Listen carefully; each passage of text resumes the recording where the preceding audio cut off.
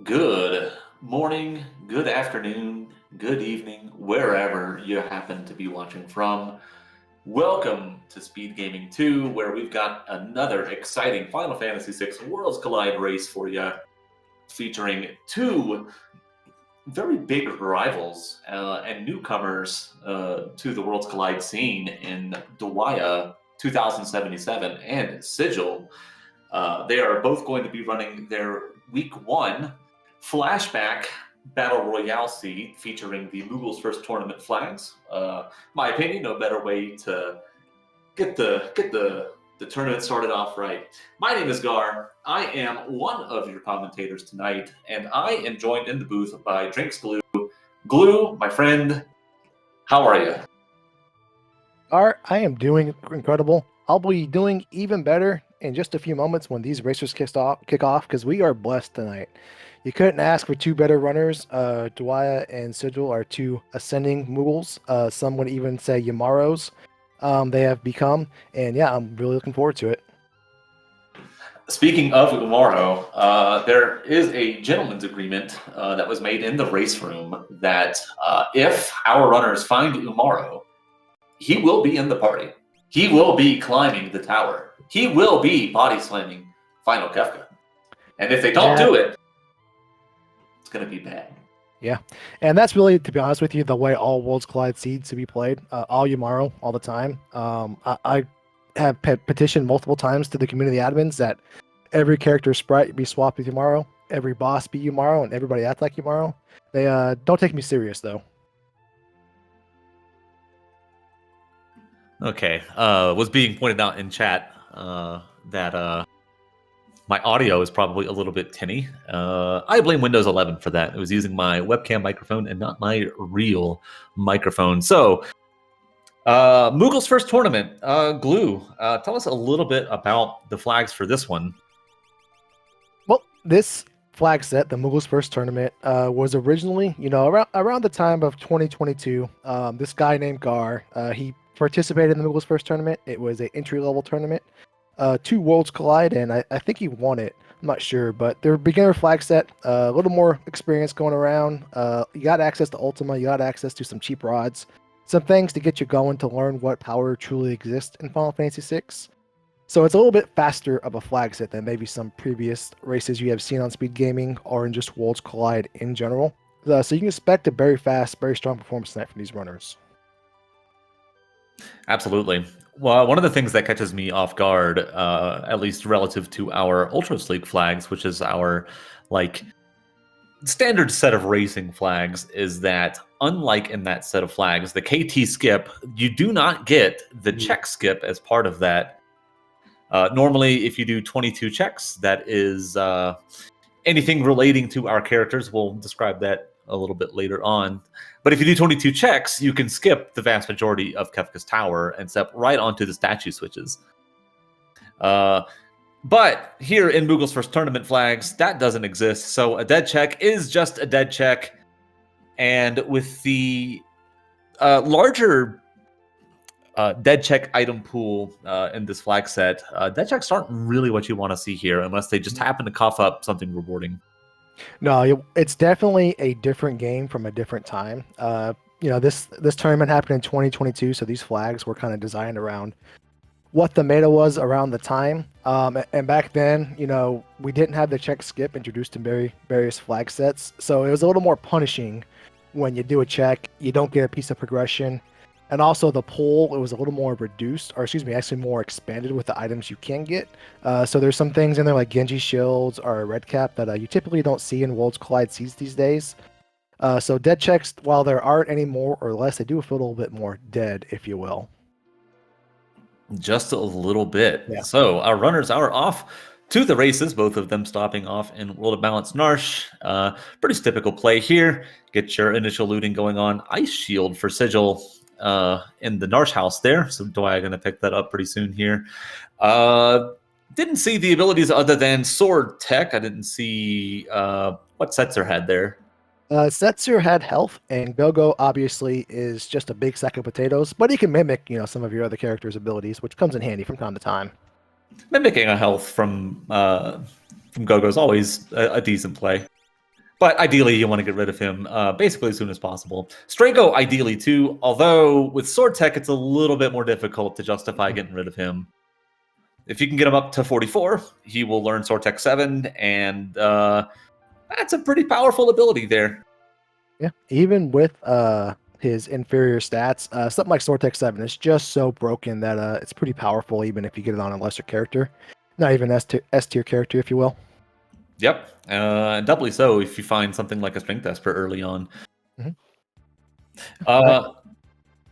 So a little bit of spoiler alert for our audience watching. Glue and myself have already done this seed. I remember basically nothing about it. But one of the cool things is that there are multiple paths through this seed. You can find there's characters at every turn. There's all kinds of different offense that both Dwyer and Sigil can find. So this is going to be a really entertaining one, I think. Yeah, that's one of the coolest parts about beginner flag sets is that you, especially when you don't take anything out of shops like experience eggs or Illuminas, is that you're more inclined to be rewarded when you visit a shop, just for the chance if you spike an experience egg, if you spike an Illumina, if you spike an offering, especially with the cheaper shop rates. They're not that far from normal or from, being super giving, but it's not uncommon to find like an experience egg or a Ragnarok and have it be south of 50k with the price ranges that are available. And that is just absolutely huge and game breaking if you can stumble across it, and really cool in my opinion. Oh yeah, 100%. Speak of the devil, by the way, Sigil did find experience eggs in the World of Balance Engine item shop. A strange place for them to be, but they are max gold, and I think that means for Sigil that he is going to expand his looting a little bit. Eggs are probably the single most powerful piece of equipment that you can get, especially early on. Levels are everything when it comes to Worlds Collide and dealing damage, so you want to get an egg if you see an egg. 1001%, especially when you have a character like Sword Tech, or Sword Tech lingering on a character. All the better Sword Techs come later on at level 36 and level 44. So having that egg plus the increased experience egg from this flag set just means Strago is going to get to that level faster. So Sigil decides to invest that egg into his Strago. That sooner he is online to level 36 to get access to Sword Tech 6, which is really cool. But then the sweet, sweet motherload Sword Tech, which is Sword Tech 7. Yeah, and that's another big change too from Ultros League. Normally there's an objective. If you have Cyan, you can do the Doma Dream, after which you will receive all 8 Sword Techs. But that's another thing that is not in Moogle's first tournament. If they want that Sword Tech 7, they're going to have to get it the hard way. And Sword Tech 8, just not available to them. Nope. You can technically get there, but if you get to level, I think it's like 77 or 78, but if you get that high in the level, you probably have other things going on that are wrong. So you could have ran a couple of seeds by the time you get there. So Jwaya finding one of the cool parts about this beginner flag set is if you ever seen somebody speedrun the vanilla Final Fantasy 6 game, once they reach the Masa, they're pretty much only breaking rods the rest of the seed. And in this flag set, we keep rods at their reduced price. So 2600 GP ice rods. Sign me up every day and twice on Sunday. Oh, absolutely. Cheap rods are one of the best ways to crack open a seed early on, especially if you don't have that great of abilities. Sword Tech is okay, right? You can make it work, but you'd much rather have an ice rod, and you probably want to have super balls even more than that. And those are also available in the shops for this flag set. Now, Gar, you mentioned super balls. What is a super ball, and what can I do with that super ball? Well, a super ball is a wonderful item. It launches between 1 to 4 balls. Each ball can do between 206 and 2048 damage. And that is in increments of 256. So, in theory, you can do a little over 8,000 damage with a single use of a super ball. And it's cool that we have Gogo. He can mimic that super ball, and it doesn't cost him any resources to do so. So very, very early on, it's really, really good for taking out anything that's going to give you trouble. I know that personally, I like to use it to kill an early dragon, but any early boss that you come up against that would otherwise be nasty, like a poltergeist, for example, throw a couple balls, down he goes.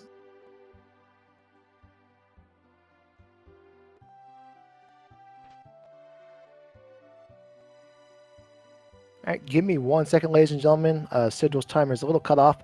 Gar will happily tell you more about super balls and any other type of balls that you may come across in Final Fantasy VI that he will explain to you how they work. There's a joke that you can make about super balls and rods. I'm not the one to make it, but I will tell you that those are fantastic ways to crack open a seed. So, Dwyer, wrapping up the South Figaro basement, pretty standard loot there. Pretty densely packed with chests, so it is a favorite for basically every runner of this game to go ahead and loot that basement. But dipping into World of Ruin South Figaro, the chests out here do replenish themselves, unlike in every other town in the game. So you can do the World of Balance outdoor chests, then come back to the World of Ruin ones. They will have different contents. Sigil, meanwhile, also in some flavor of South Figaro. Don't immediately know if that's... Oh, okay. Also in the World of Ruin, so giving each other a little high five there. All right, Sigil's timer should be going on.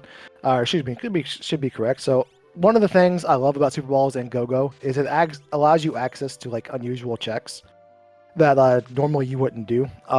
Fanatic's Tower is one of them. You can mosey on up Fanatic's Tower and just crack a Super Ball and then let Go-Go mimic it over and over until you defeat the boss that is up there. And that's even doubly more so powerful if you run across like Poltergeist or Magimaster that happens to be up there.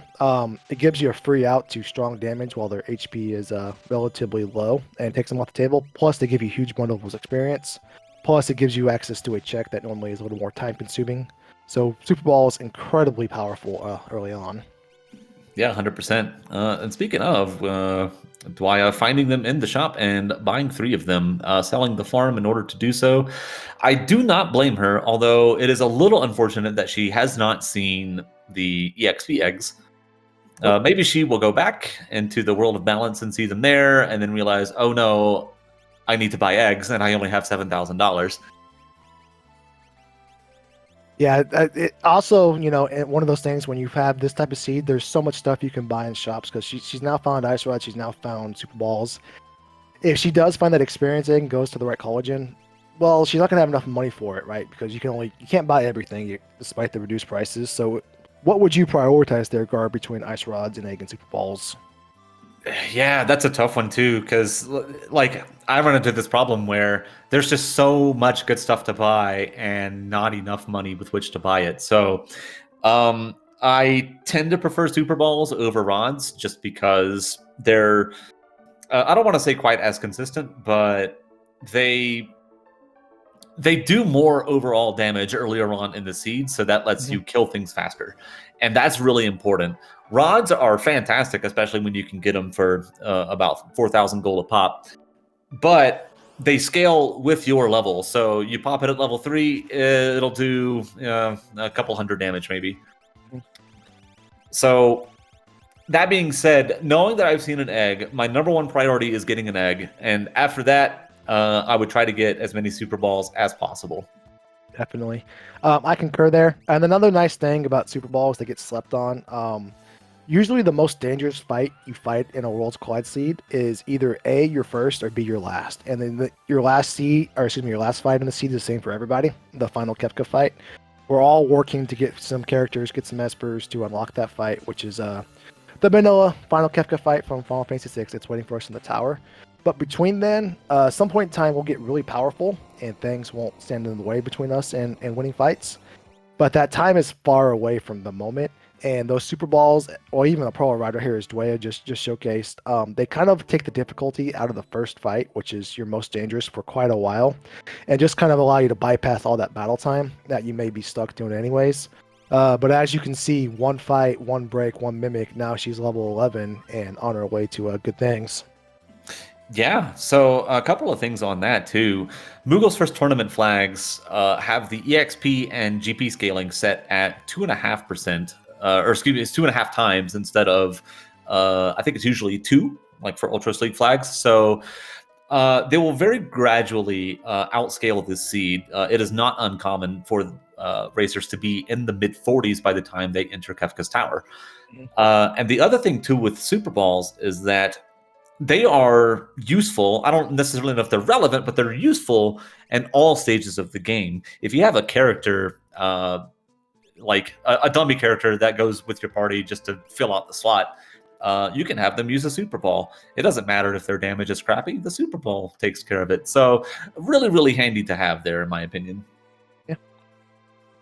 And looks like, unfortunate for Dwyer, she picked the wrong collagen to visit, so she will not know that there is experience eggs of all spots sitting in an item shop in the other World of Balance collagen.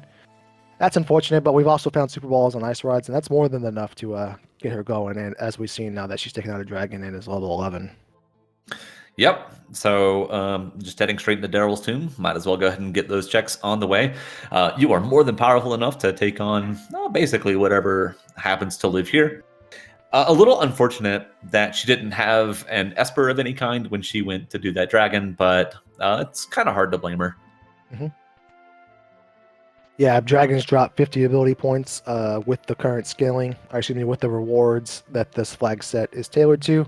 So if we had by chance had an Esper that had like Fire 3 on it, not only do you get through that first fight so easily, but for the rest of your fights, you have something like Fire 3 online. Just kind of snowballs and really gets them going.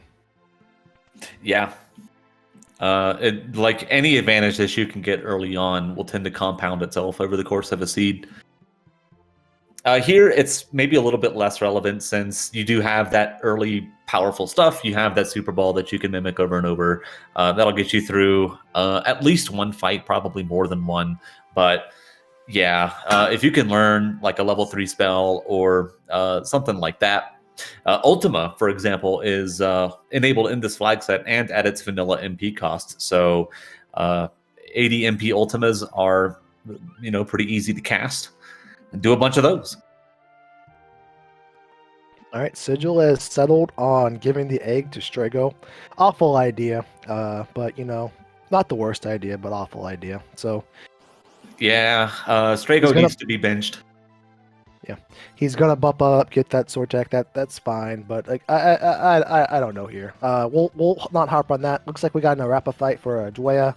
Out comes some ice rods. Actually, I think if she has access to Sword Tech 3s, Narapa can be pierced with it. She can. I don't remember what level you learned Sword Tech 3, but looks like the strat here is just to use an Ice Rod and mimic Ice Rod. That should be good enough. Yep. Or not even. Don't even do that. No need. Solid 3K to the face. And then here comes Shadow for Dwaya. A Blitz Shadow, my mortal enemy. I can't input blitzes to save my life. As Gar mentioned, Gar and myself have already ran this seed, and we're kind of already see that come to fruition now. But Sigil did Zone Eater, which is one of Gogo's checks, and he was able to find Mog. And if he pursues that path, he will find multiple other characters. I know that firsthand. Now, Dwaya, I assume Gar had found Shadow here or at some point in the season. He's going to lead to other characters. So we're trying to end up at the same spot, and how we get there is up for debate. And I think we're going to see quite a bit of divergence now between the two runners. Yeah, Sigil pretty heavily incentivized to go after Mog checks here. We'll find, if I'm not mistaken, a Sabin and a Cyan. So really just opening up the entire world to them. Dwaya, meanwhile, maybe a little bit more pigeonholed here. I know that if I were her, I would be thinking really hard about going to Floating Continent. What was that? That was Search the Skies, just a leader up there, and dropping the Shiva Esper. Yep.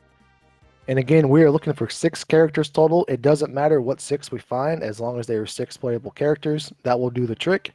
And we're also looking for 9 pieces of Magicite, and there are 27 pieces of Magicite in Final Fantasy VI, and it is not uncommon for our runners to find 9 different ones apiece.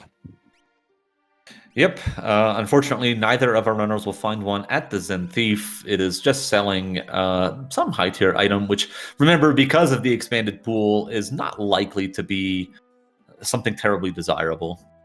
I still think that if it's cheap enough, you buy it, just because you never know. Yeah.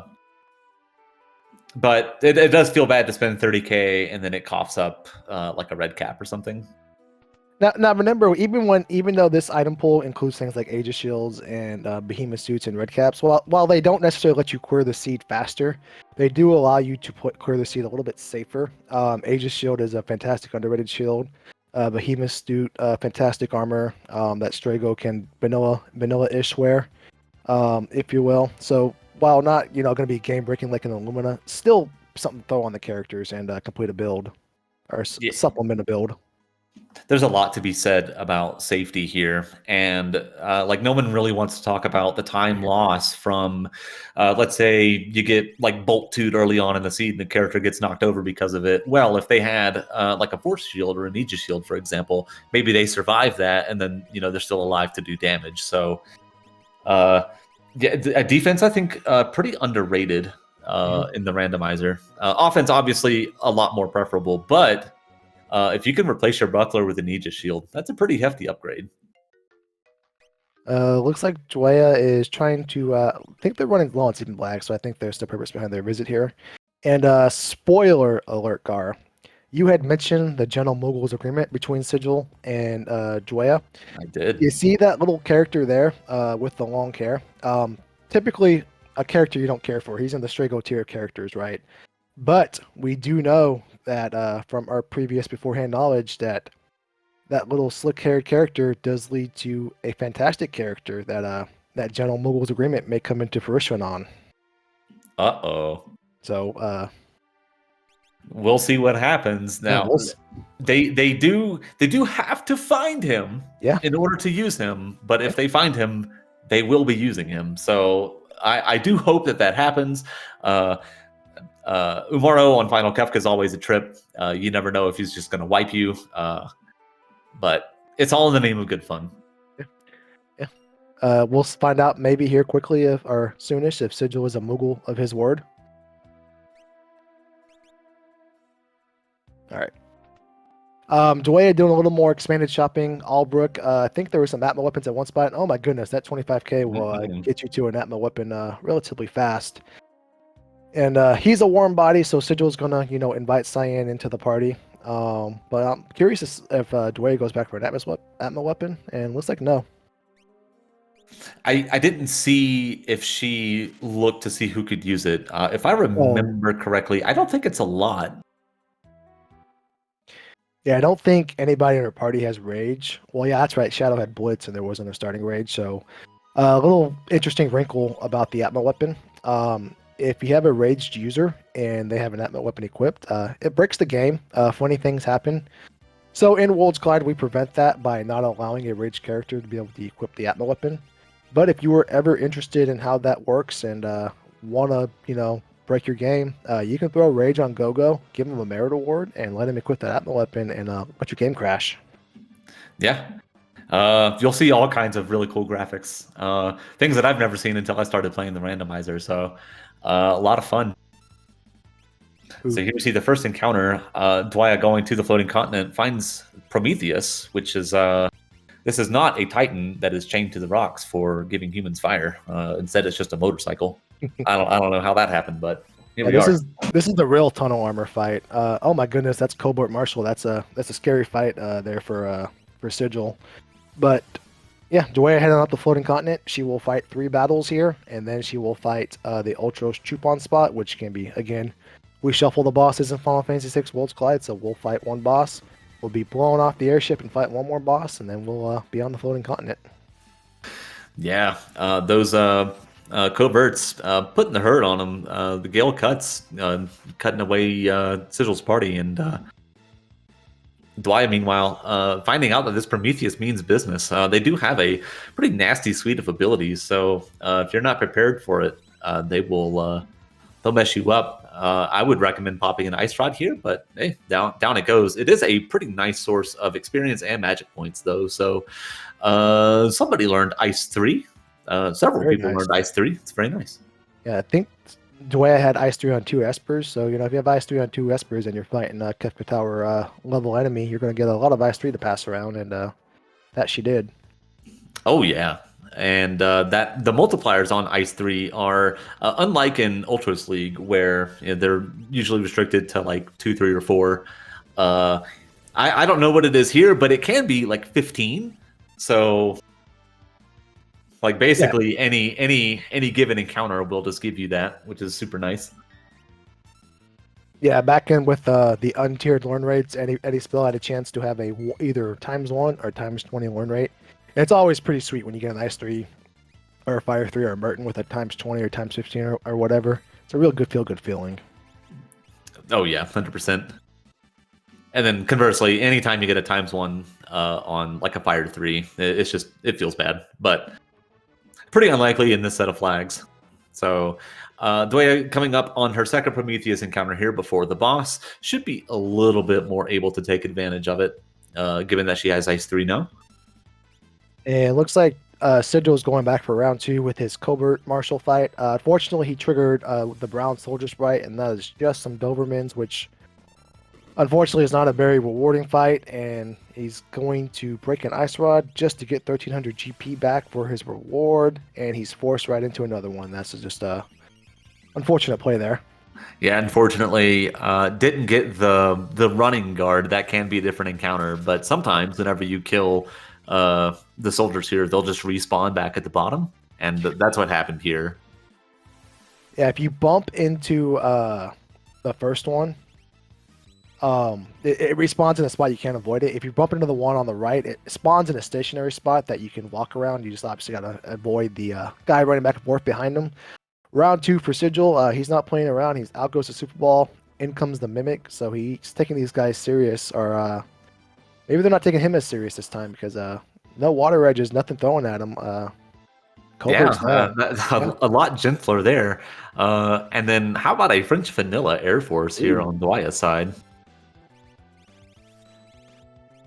And then that looks like a good Super Ball. Down goes the Marshal. And Sigil at 6 characters. 0 Espers, unfortunately, but has his characters maxed out. Sometimes that's a little bit more important.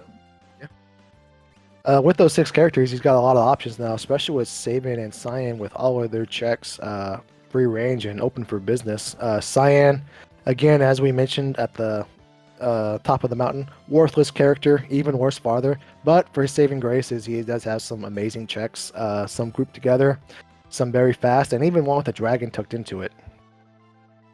Yeah, not terribly fond of Sabin as a character in the game.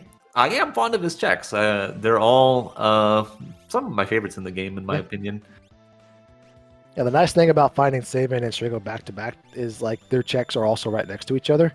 Even the ones across worlds, you just go across the map, or if you're still in the Doma territory, you can go to either Doma at your leisure. Yeah, Sigil opting not to do Moogle defense there, just says, nope, I am done with Narsh, let me out of here. Dwaya through her Air Force fight. So as we touched on, quite a bit of divergence. We got Sigil, who's about to head on over to Cyan's part of the world, where we got Dwaya up in the sky fighting a goddess, and this is a doozy of a fight. Yeah, normally it would be, but the power of Super Balls, the casual 4,600 damage there. Yep. We are still at that level where Super Balls are still very much viable. We're not going to one-shot everything with a good roll, but a good roll or 3 will take down just about everything up to about level 20-ish for Dwaya, and we're still, again, at that level-ish where going to be able to Super Ball things to the face. Yeah, I think one more good mimic here from Gogo ought to put her away. And I really like what Dwaya was doing there, just not acting. If anybody acts between the time Gogo is back up and is able to mimic, Dwaya loses that ability for her Gogo to mimic a Super Ball yet again. So this is definitely the correct move. Throw a Super Ball, only let Gogo act. Hope your characters don't die in the process, and just milk that one Super Ball you cast for all it's worth. Yep. And that was an excellent use of the Super Balls. I believe she mimicked it 3 times. So basically 4 Super Balls for the price of 1. That's a very, very nice exchange rate. So gets through that goddess fight, gets a bunch of experience, gets the Excalibur, which is not a terrific weapon, but does sell for a good chunk of change.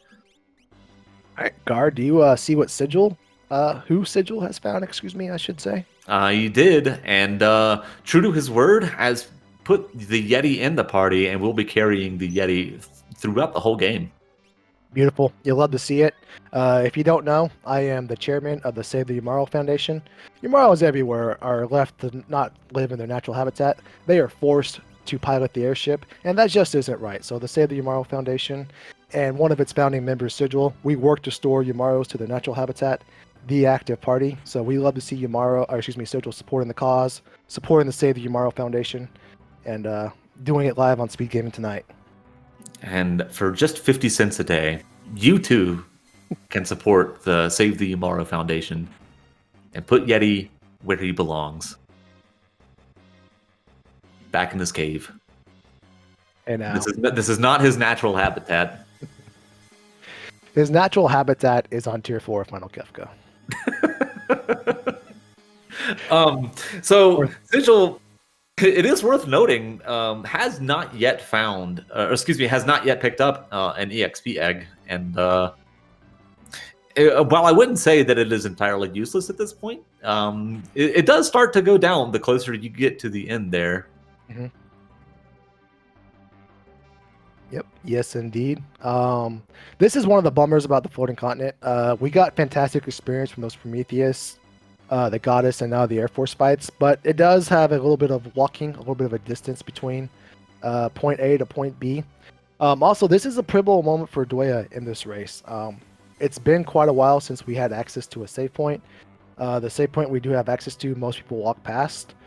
So if this is a tougher fight, or if there's a tougher fight we cannot clear in her near to immediate future, that is a huge time loss that she will have to revert back to. Yeah, everyone loves a good, doom gaze at the end of Floating Continent or Magimaster, something rude at the end where you haven't saved in a solid 6 minutes. Mm-hmm. I've never had that happen to me. I don't know what that's like. Yeah, no, Magimaster cannot exist within the floating continent. It's scientifically proven, and the algorithm for character placement, boss placement, definitely take our word on that, and never save when you try burst through floating continent.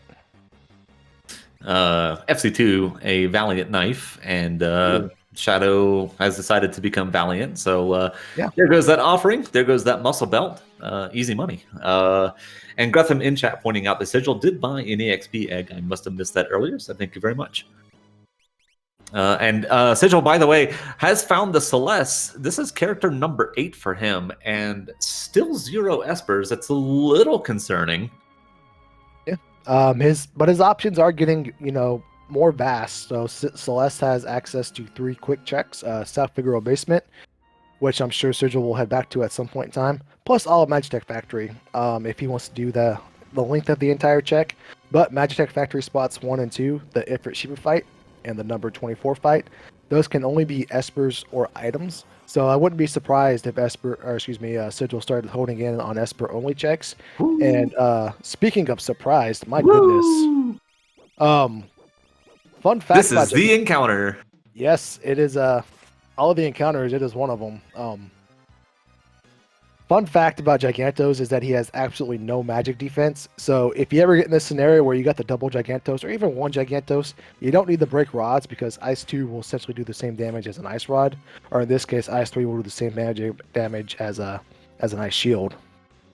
Yeah, and they have basically no magic defense. They're vulnerable to, I think, every single status element or status ailment. So stop them, sleep them, break them. Yep. But do not leave without that 40,000 experience. Yep. If you can banish yourself, just get through the fight because Dwaya will now never need to take another fight the rest of the seed. But we're gonna give her some fossil things just to push her over the edge, give her one more level probably. But yeah, healthy amount of experience, and as Gar mentioned at the start of the seed, levels are king, and Worlds Collide in Final Fantasy VI. Yes, sir. Good hefty chunk of change there too. 18,000 from the fossil fangs. Does she have a cat hood? Like in the seed or in real life? In real life first. This is a more fun answer. She has a Moogle hat. I think she knits Moogle hats. Oh, she does. That's right. Yeah, so we'll ask her about that. Probably more important, Shadow just one-shot Yamaru. I'm sad to see Yamaru go down, but I'm excited to see at the 30-minute mark we now have a character breaking the damage cap, and that's just a product of those Gigantos. But I don't think she does have an actual cat hit on her party. I think she's just the scaling is really generous, and So she just naturally got all that money from the fossil fangs. Pretty cool. I don't know where they got it though. Picks up the Odin Esper for her efforts, excuse me. And Sigil, meanwhile, finds the Hydon and the Hydonites and does correctly remember that the undead flag is on. So one Phoenix down, one dead Hydon. very, very nice. Flag review is a important skill. And Sigil shows it off right there. He probably wouldn't have much trouble with that hide-on anyways, but he does save himself a little bit of time, which is crucial because, again, he has no Espers at the 30-minute mark. Yeah, so hopefully we get one here at the bottom of the waterfall. So that Odin Dwayne guy is a magic power plus 2 Esper. The rich get richer, but, more kudos to her. We're going to check out what's going on at Cave on the Belt. This is one of Shadow's checks. This is also probably her last non-Spear Zero check before she has to start working back into other characters. So if this is not a character, we may see her go back and overlap with Sigil on his path. Well, this was a Seer 1, right? Because Shadow was behind one of the... Yeah. And importantly, I think Dwaya is in a little bit of a better position than Sigil here. Sigil does have the EXP egg, which counts for a lot, but unfortunately has not found any Espers, and so can't take advantage of any learned magic for Gogo or whoever actually gets the magic. And Dwaya, meanwhile, has that magic power plus 2 Esper, 2 Ice 3 Espers going, and a Bolt 3 Esper. I believe that has speed on it as well. So the fact that you get stats from Espers really does mean a lot, especially when they're very high impact ones like speed and magic. Yeah, the nice thing about that magic Esper is she can just let this Shadow swing do 10k damage, one shot the easier bosses she will come across, and just shuffle those Espers between the other characters. And Dwayne is displaying great action economy there. There's no need for anybody else to act. Just let Shadow one-shot this boss. Let everybody else sit there and watch. And at other point in time, we'll let those Espers pile up, that magic pile up. And when we need those other characters to act, we'll let them act. But right now, we just need Shadow to kill stuff. Yeah, Shadow is basically going to take care of the rest of the seed up until Kefka's Tower. So no need for anybody else to do anything. They just delay the time until Shadow acts. So that was the Phoenix Esper there. Dwaya petting the dog, so plus 1 point there. You always pet the dog. A little overflow action there on Strago, but unfortunately Strago is not the bread maker in this party for our Sigil, so he's not going to do too much damage to his friends. Number 24, that's kind of the gimmick with number 24, is you let him act one time. For example, if Dwaya was fighting number 24 and he overflowed her Shadow, that's no bueno. But yeah, it could be trouble. Yeah, I don't think you can survive 2,500 hits to the face when you have 900 HP, but, we'll, back that up with some science later on maybe. But yeah, you just let him act. As long as he doesn't get overflow the right character, then you just turn around and kill him.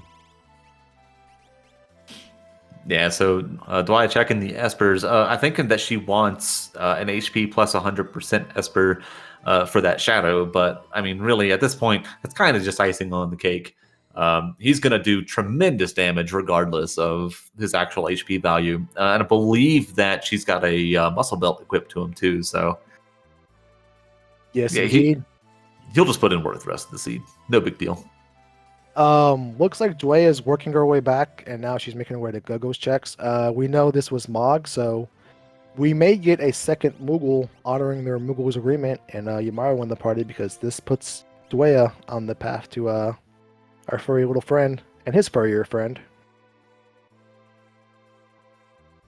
Yep. We'll see what happens. Dwaya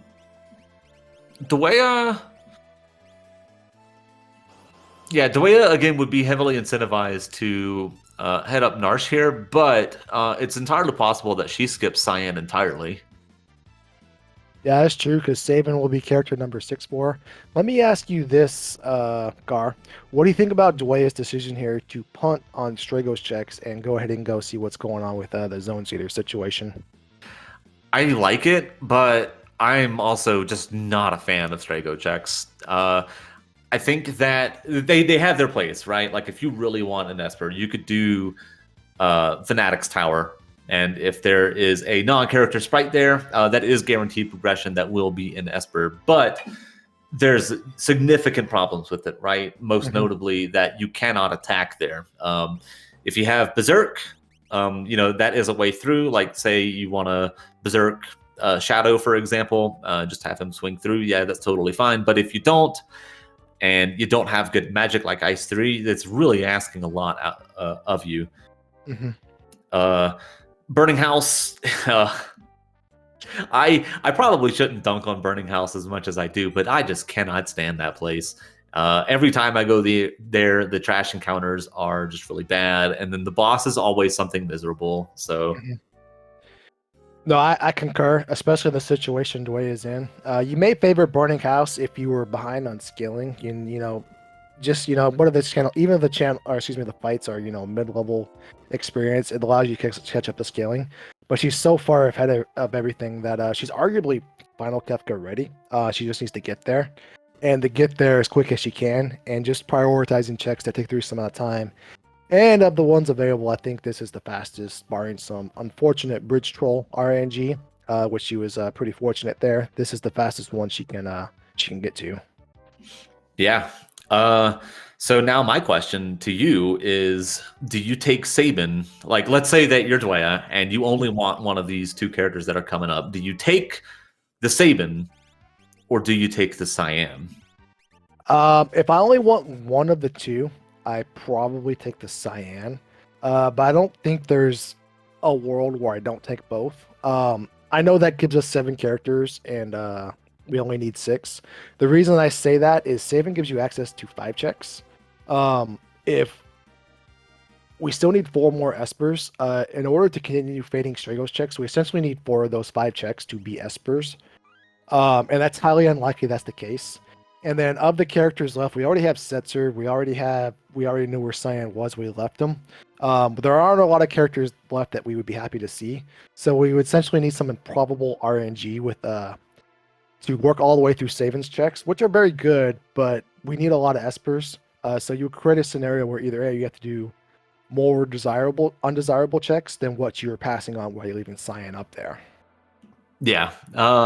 So for the record, I did not take the Cyan here. I took the Sabin under the assumption that I would either get Espers or I would get another character that would get me more Espers. And I happen to be right, but I think that my logic there was incorrect. So yeah, I probably should have taken the Cyan. Yeah, if she was like say 5 and 7, I would skip the Cyan. But again, Sabin has 5 checks, you need 4 Espers. You just need some fortunate RNG to go your way. And even if the seed is really trolly, there could exist a scenario where you don't even have an access to get 4 more Espers without getting that Cyan.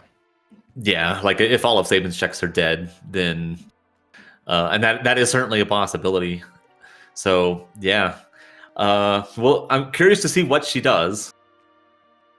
It would be a pretty big risk on her part, but mitigated somewhat again by the fact that, like you said, Sabin has 5 checks, and then don't forget too that Auction House is fully stacked in this flag set as well. You get the up to 2 here, so possible that there is a way through that if Sabin doesn't pan out. Yep. Gotta see what Sabin does. He doesn't do much of anything. Sabin, fun fact about Sabin, he does have pretty high vigor, but he doesn't have the best equipment pool.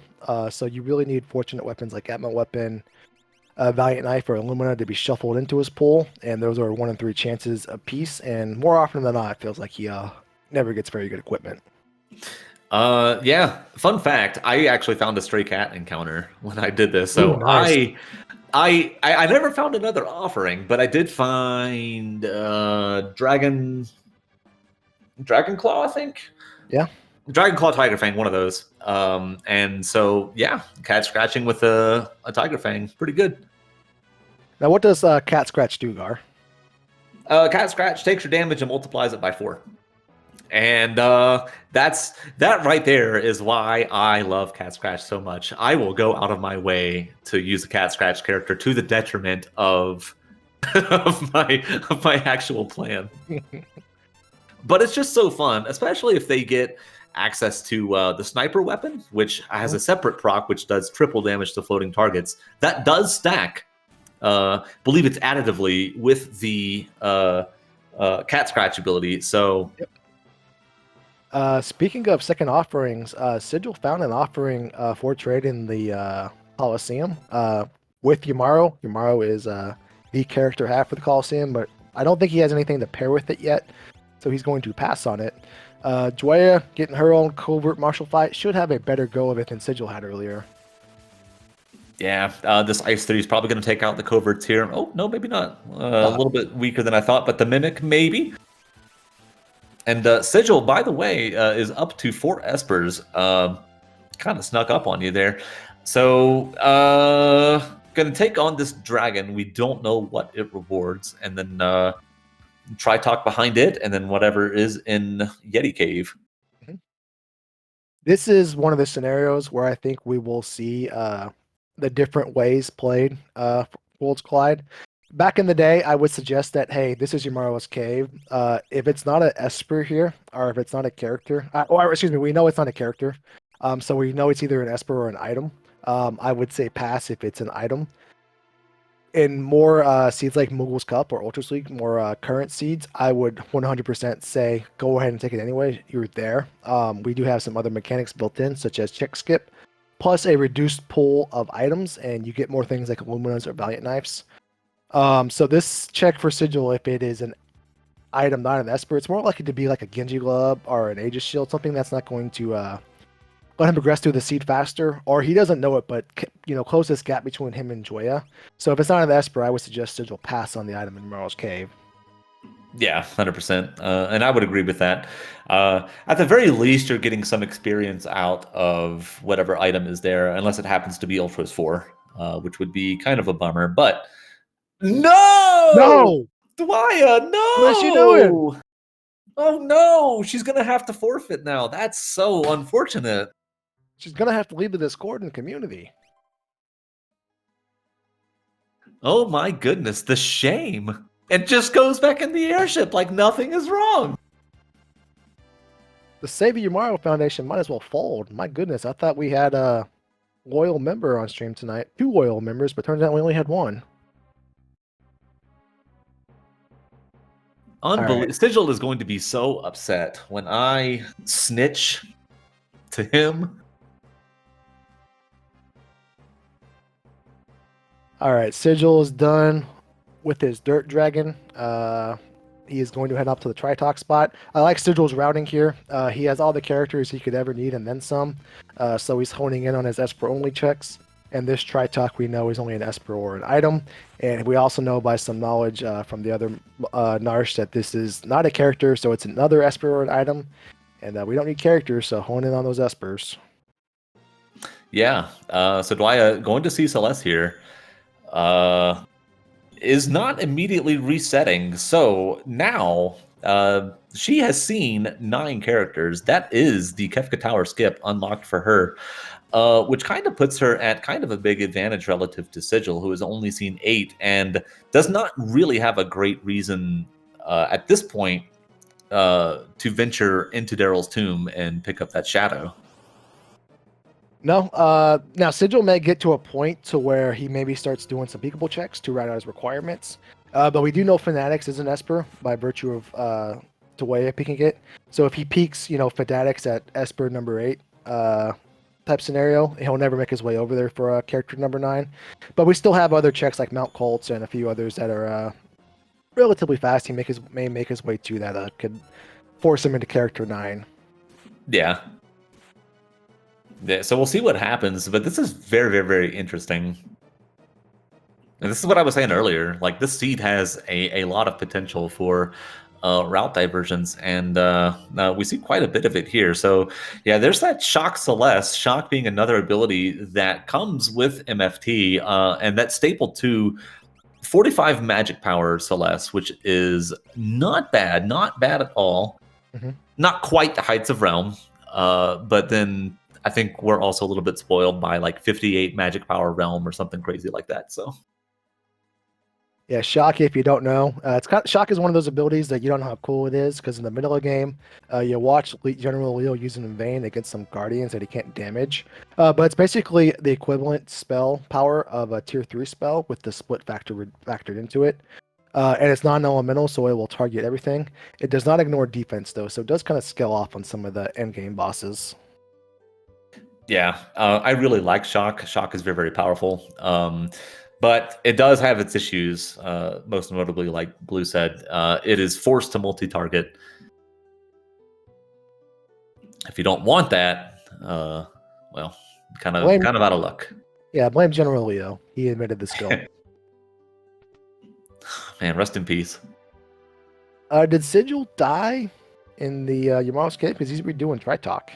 Yeah, he's redoing Tritalk. He saw the Stooges and reset out of them, and I guess didn't realize that he didn't save after the cranes. So that must be it. Gonna lose a little bit of time here, and I didn't happen to see what Sigil saw at the Umaro's totem there. So, all right, Dwaya making the Magitech Factory dive. Just needs 3 more Espers, and this gives her a shot at 2 of them. Plus possibly 1 more if she wants to do the Magitech Factory escape, go on the elevator with Sid, hop on the minecart, and do the longer part of the check. But I think with all the options she has available to her, such as Doma Dream, this is a 1-2 and done type situation. Yeah, and I would tend to agree with that. Glue, what do you think? Do you ever take the minecart in this situation, or you just head out after 2? With her knowing where Yumaru is for character skip number 9, my feelings aside on that situation, there's 0% chance I would suggest doing the entire minecart. You have access to an individual check that takes you anywhere from 6 to 8 minutes. It's going to be on the lower side just because of Shadow alone. So to spend 5 minutes possibly to get 1 Esper when you can spend 6 minutes to possibly get 3, it's 100% the correct move to get out of here after spot 1 and 2 and go visit that spot with 3 possible Espers. Yeah, I agree with that.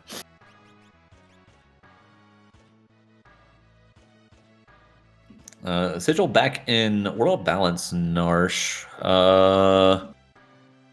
Unsure exactly what he's looking for. Did see gauntlets for sale there, but didn't see any great payoff weapons for that. So gauntlet, great relic, but you really want to have like a Ragnarok or an Illumina to take full advantage of it. Or Bone Club. Don't forget about the Bone Club. The Bone Club is one of the weapons of all time. All right, fortunate there for Dwaya. Only the Shadow goes down. And even better, Shadow is obviously, as we touched on many times, the BK offering user. So he's going to come back weaker yet stronger. Yeah, so as long as he doesn't decide to do like a Sandstorm or something like that and knock him back down, you see the power of the Valiant Knife there. Just a cool 14,000 damage.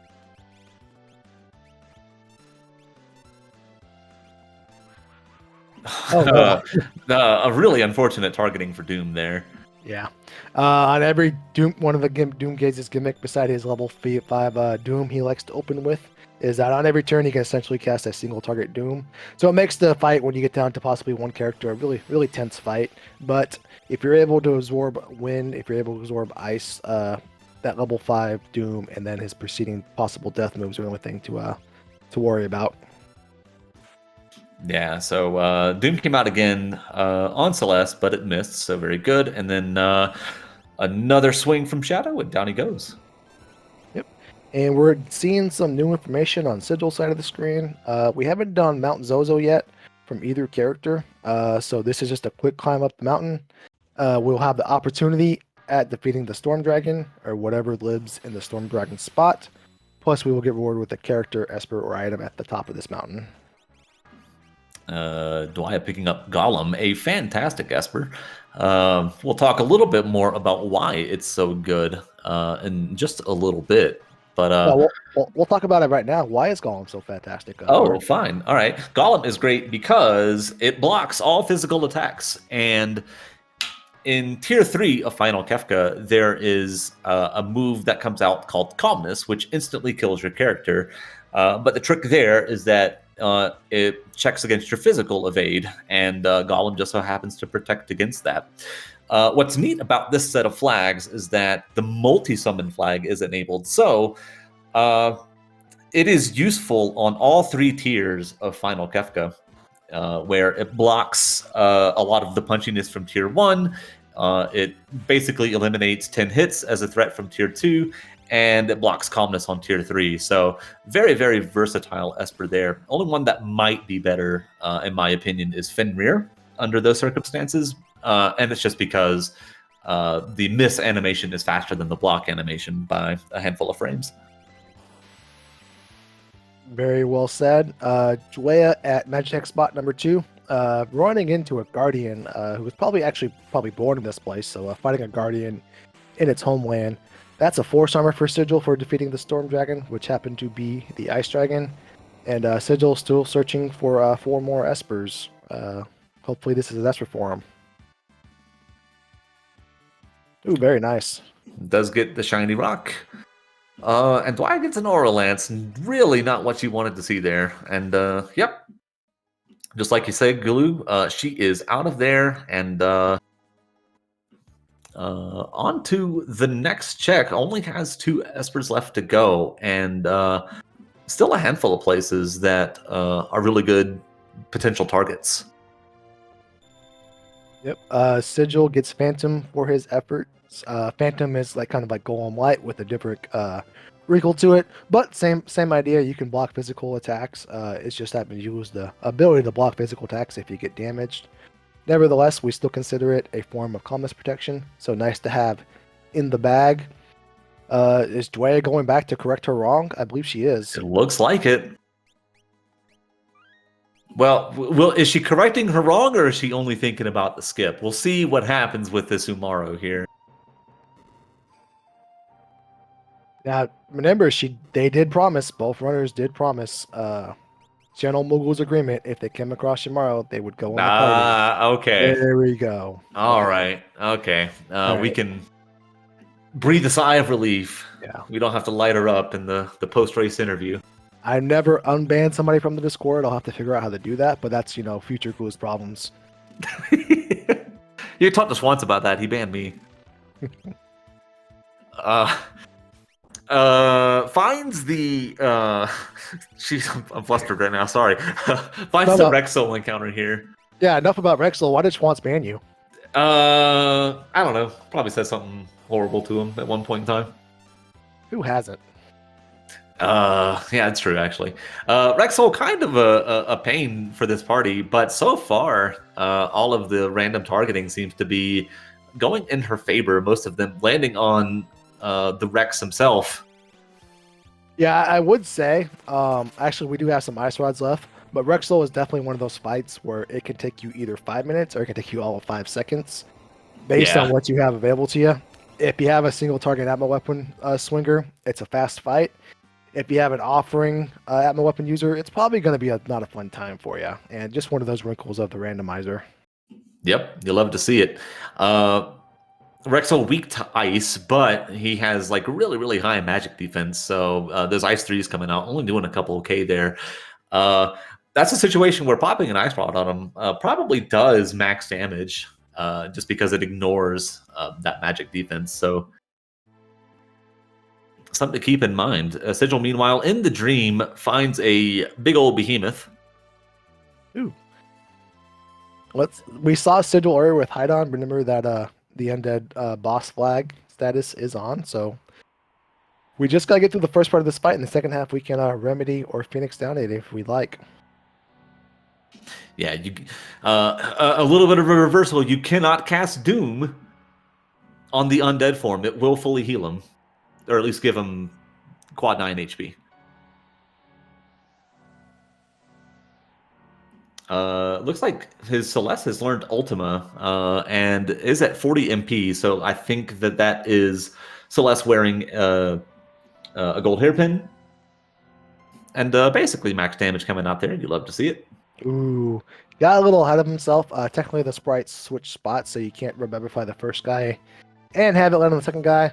Costly mistake there. Probably cost Sigil there 3 seconds. Hopefully, he doesn't lose the race because of it. Yeah, it's a little unfortunate. But you get caught by that every once in a while.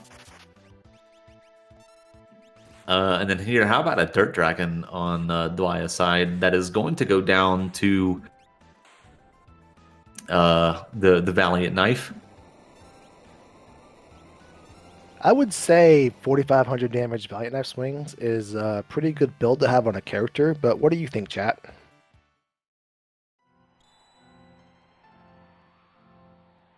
Oh, and surprise, that is Edgar jumping across the trains there. So Ooh. Sigil also going to get a skip. What a seed! What a seed this has been. And what characters have we not found? I don't think we found Terra. I don't think we found Locke. No Terra, no Locke, no Realm, No Realm. no Gao. No Gao. Okay. We have found Yamara. We have found Mog. We found Shadow. We found Sabin. We found Edward. And most importantly, we found Yamaro.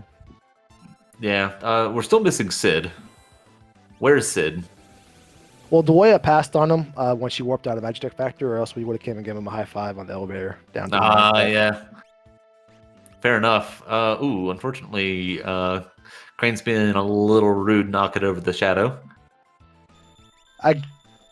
I would suspect that maybe Dwaya has like some mithril helms or leather hats and stuff on his Shadow, because he seems to be going down quite a bit there. Yeah, that's one thing to lose track of that we kind of mentioned earlier, Glue, is the defense and the seed. But if you're focused on the offense, it's really easy to just go to tier 1 wearing your leather armor and then get punched in the mouth and just instantly die. Would you consider there, if you're Dwaya, with how many times Shadow is kind of, taking a little dirt nap, possibly going and looking for some armor, or just pushing on through and risking it? I might stop at a couple of shops just to see what's available. Otherwise, I think I'm just gonna go. Look, he's level 44.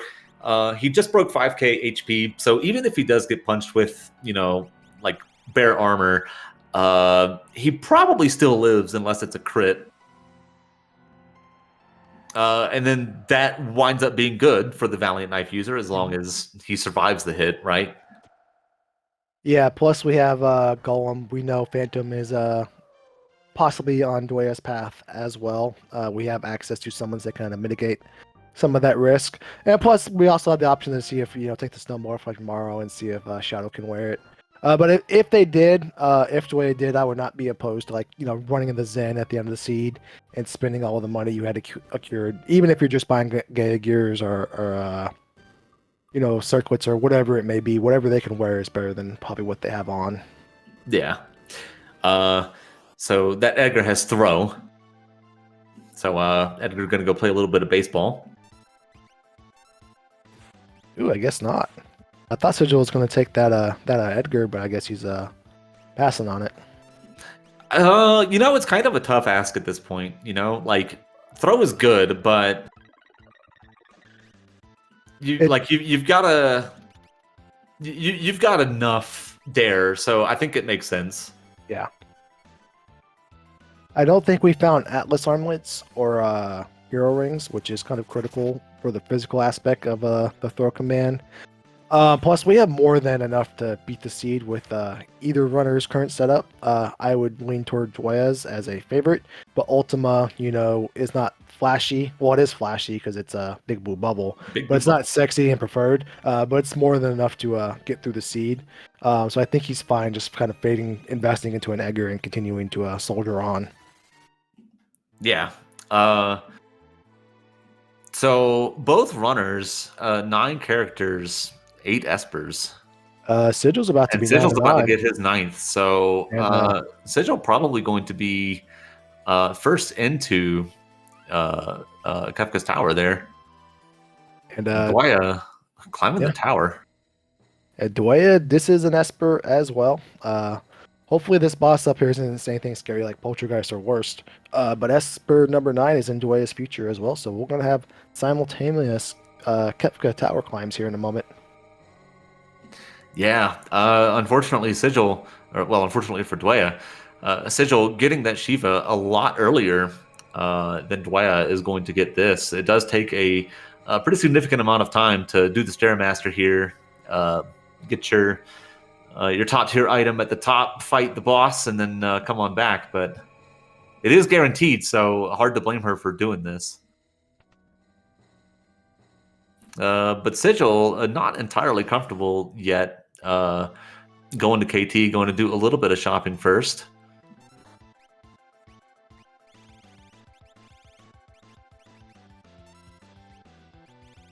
All right, blue dragon for Dwaya. This is the dragon spot on the way up.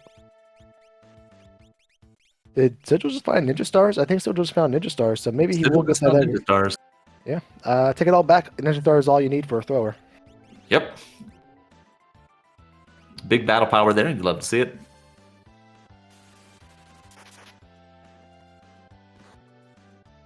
Yeah, unfortunately, a couple characters taking a dirt nap.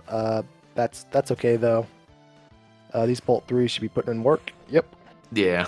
A little unfortunate. Blue Dragon is frail, but does a lot of damage. Basically, the definition of glass cannon.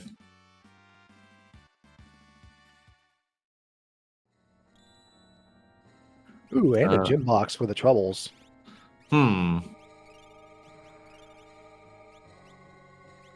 What do you think, Gar, about Dwaya doing the dragon first on the climb before doing the actual boss fight? Well, I mean, it's what I tend to do, and the reason why I tend to do it is because if I do the boss and I come down and I wipe to the dragon, then that's a bunch of time lost. But if I just go up and wipe to the dragon, then it is less time lost. Mm-hmm. If you have spells that you want to learn, then that dragon is, a fantastic place to learn them. It will let you more easily take care of whatever happens to be up here, probably. Mm-hmm. Yeah, I think the bigger risk is that that dragon. I know Dwaya had 2 characters go down, but that dragon probably doesn't wipe you. Whereas if this boss can be something scarier, this is far more likely to wipe you, especially with limitations that Fanatic's Tower provides you. For example, we see Poltergeist on the screen here. This Poltergeist is far more of a threat, and it's a very serious threat without access to a shadow swinging that Valiant Knife. So we're far more likely to wipe this Poltergeist than we would a Water Dragon, a Doom Dragon, or whatever dragon was in that spot. So if we wipe here, we lose all that time we invested killing that dragon. Yeah, and that is the other side of the story, right? It's either you take the dragon last and hope that it doesn't wipe you, or you take this guy last and hope that it doesn't wipe you, and then do your risk analysis from there. Here, this is probably one of the worst bosses you can see at the spot. There's a handful of worse ones, but this one's up there. Yeah, we don't have access to anything that can pierce defense from a magical standpoint. We don't have access to Ultima like Sigil did. Again, we have access to that Valiant Knife, but we don't have access to swing it. So we're going to rely heavily on the Ice Rods and then Tier 3 spells that are going to have their damage reduced by Poltergeist's Auto Shell status. Yeah, he's got a... No, he doesn't have Auto Shell, right? Oh, yeah, auto save, and Auto Haste, right? Auto Haste, Auto Shell. Or is it Goddess that has Auto Shell? I think it's Auto Goddess that has Auto Shell. Did the internet lie to me? Hang on. All right, let's get to the bottom of this. Either way, if he doesn't have auto shell, he has very high magic defense. Nevertheless. Yeah. So his innate status effects are float, haste, and protect. Okay. The Final Fantasy wiki also says image, but there's no way that's right. Yeah. Maybe that's like in the Pixel Remaster or the Game Boy Advance version or something. Maybe. Yeah, I don't know. But anywho, he has the magical defense equivalent if he had like a force armor and a first shield, save for the status buff. Does get him down, does get 22,000 experience for her troubles, but now has to hoof it down the mountain, down the tower, pardon. And meanwhile, Sigil already on Chatternook. Yeah. And Oh no. it is solo Yeti. So a little unfortunate. Yeah, normally want Yamaru to body slam, but not in this exact turn, in this exact moment. Yeah. So Yamaru actually, there is an art to using Yamaru in the party. Okay. In this exact fight, there are certain times you want Yamaru to act and not act. If you ever want Yamaru to not act, just have him run away or attempt to run away from the fight, because while your characters are running away, even the auto berserked ones or the uncontrollable ones, like Yamaru in this case, they will not act. Yeah, very, very handy for certain fights. Chatternook probably the most notable of them, but you can also make use of it if Welk decides to grew, for example, and retreat into a shell. Have your party run away so that Umaru isn't body slamming the shell and getting your party bolt 3'd. Yep. Yeah, we're entering the fourth quarter of Yamaru's HP total. Chatternook will do a handful of attacks, mostly bolt attacks, and then as we see, he has the ability to do clean sweep or other scaled water attacks. But for Sigil's case here, oh no, yeah, we gotta maybe get Sigil involved in Yamaru school here. There he goes. He remembers. He remembers. Yeah. Nothing will make you remember the power of Yamaru like him targeting the party. Dwaya has 100,000 GP there, so gonna buy looks like a bunch of X Ethers and Remedies and Phoenix down, and then looks like she is out of here and also going to go into the tower. And oh no, there is a condemned timer. Sigil is on the clock, quite literally. That is okay. This clean sweep will not do Sigil in. He still has a few more turns to act. I take it all back. I forgot he was charmed. Yeah, as great as Yamaru is, even he can't resist the power of a charm. Too strong. Yeah. And Dalwin in chat with maybe my favorite comment of the night. That art is a Hieronymus Bosch painting. And if you don't know who Hieronymus Bosch is, go look up some of the stuff that he painted. I really like his art, but it's messed up. But it's messed up in like an arty sort of way, you know.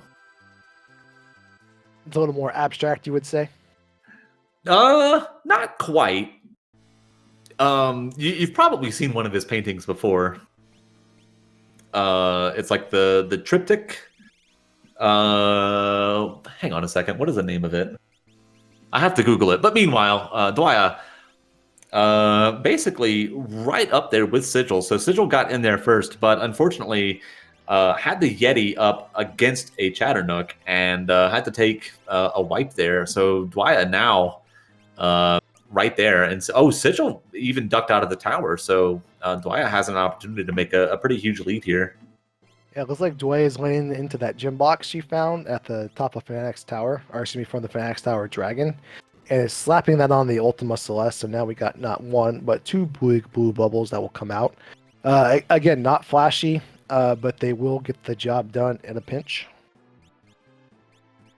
And we saw on Sigil's side of the screen just how critical being able to clear Kefka's tower fights in a timely fashion, or clear them all together can be.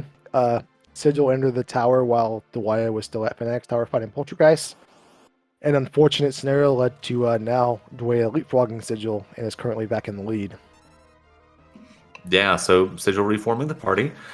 And Dwaya finds Doom in here, so you know, another unfortunate fight. Yeah. Doom, Chatternook, some of those fights that are they tend to be walls if the RNG does not bless you in statue spots. Doom, for example, not inherently scary unless he freezes you, which he does have quite a few opportunities to do so. And if he freezes the wrong party member, well, then you can't kill him. And then the second half of the fight goes a little more scripted. He's going to give himself Vanish and Reflect. Speaking of freeze, that's what I'm talking about. Blue, you gotta stop doing this. The good news is he didn't freeze the character that matters. That's true. That being said, we would love Umaro to do some body slams here. Body slams do pierce physical defense, so definitely want that over just the normal swings. But the good news is that Umaro, with his snow muffler, is going to one, soften a lot of the physical blows that Doom does, and two, absorb all of that ice damage. So yeah, Umaro actually probably can't die here because of virtue of the levels and the snow muffler. Yeah, he would have to be really unfortunately targeted by like Demon Rage over and over and over again. Yep. Yeah, because in this part of the fight, that's pretty much all Doom does is physical attacks. So he has about 9,000-ish HP left, I think. With this scaling, you need to do about 16 to 17,000 worth of damage to him to push him into the second half of the phase. And we've seen him obviously in the second half of his battle script. He's nullifying elements. Plus, we've done about 5,000 to him. Now 9,000.